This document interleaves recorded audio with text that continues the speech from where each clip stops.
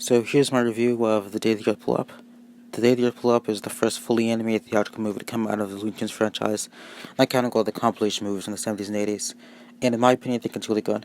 Most of you, well, at least like a fraction of you, know about all of the stupid garbage going on with David Zaslav canceling and deleting a bunch of shows and movies for stupid tax write-offs, and most relevant to this video, Korea vs. Acme, and people saying there's a chance that Korea vs. Acme might be returned from the grave or something if this is doing well, which I'm hoping that at least makes its budget back, but considering how there's barely any marketing, barely anyone even knows about it, talks about it, it's probably not going to do well. So I think David Zaslav sold it to a small distributor, in this case Catch Entertainment, on purpose as a stupid, cheap trick to prove to people that no one cares. Apparently Korea vs. Acme was finished, but he's not releasing it for some reason. There's a bunch of people offering up like $70 million besides to do a tax write-off for $30 million, which is way less, by the way, than what people are bidding for it.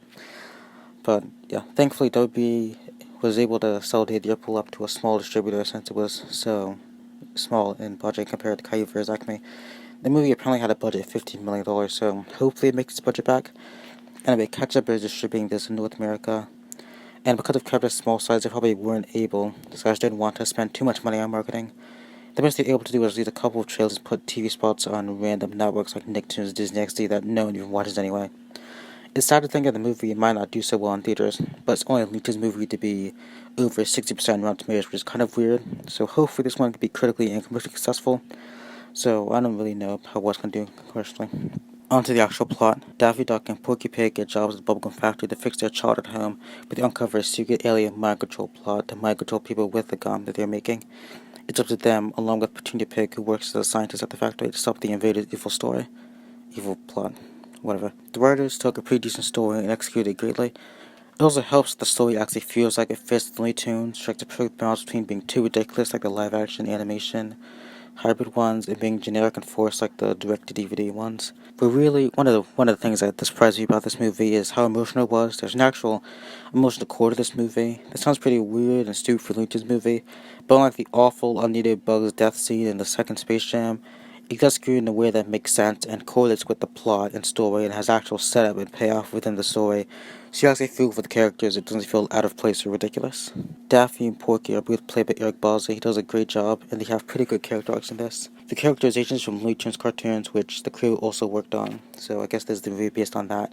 The characterizations from that, with Daffy being a screwball and Porky being the straight man to his antics, are here. While on the subject of characters, Petunia Pig, who's played by Candy Mile in this, is reimagined as a nerdy scientist who, as Frucy mentioned, works at the gum factory. Petunia first appeared all the way back in the crusty black and white era, where she appeared sparsely as basically just a generic girlfriend character of Porky. I'm glad she was reimagined here, as well as in LooneyTunes cartoons being a more loony character. I love this portrayal of her, and the relationship that she has with Porky is one of the best parts of the movie. Peter McNichol, I think that's how you pronounce it, plays the invader. He's kind of a generic villain, but his design is great, and the voice that Peter does for him is super distinct, so it sets him apart from all the other alien villains that ever existed in movies. So that makes him more enjoyable than if you just had a random generic bootleg voice. The writing's pretty good too. With 11 writers, the movie obviously isn't the most focused, as a lot of scenes I think there's just to be a string of gags, but it's basically what old LooneyTunes shorts and the newer LooneyTunes cartoons are all about. This movie uses classic slapstick gags, but also modernizes it for a current audience. It doesn't lead to horrible 1 minute long rap sequences like in Space Jam 2. It's mostly just short jokes about ride shares and influencers and stuff. Perfectly complementing the writing and voice acting is the animation, which is beautiful. A new 2D animated movie in theaters, which we haven't seen in over a decade now, is very refreshing to see that in theaters. I don't think this movie's success will convince big studios like Disney and WB to go back to 2D animation. I think it's pretty stupid to put all your hopes on one movie changing the industry, especially one like this, which isn't inherently introspective or thought-provoking or anything like that. Still, the animation is great. They recruited Snipple and Tonic DNA, which are some of the best animation LooneyTunes cartoons to work on the movie, and the animation, as they do on the series, is pretty great.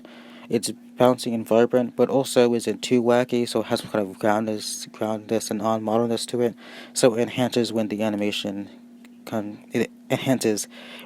goes completely loony for some of the jokes.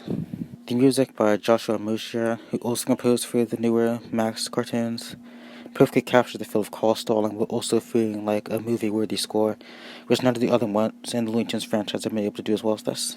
The Day the Earth Blew Up is funny, it's beautiful, it's heartwarming, and it's also a great Looney Tunes movie in general, is definitely worth seeing in theaters.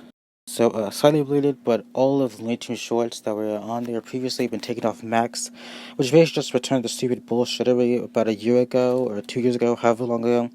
All the shorts were off there, then some of them randomly repeatedly re-added back, and some other stupid garbage.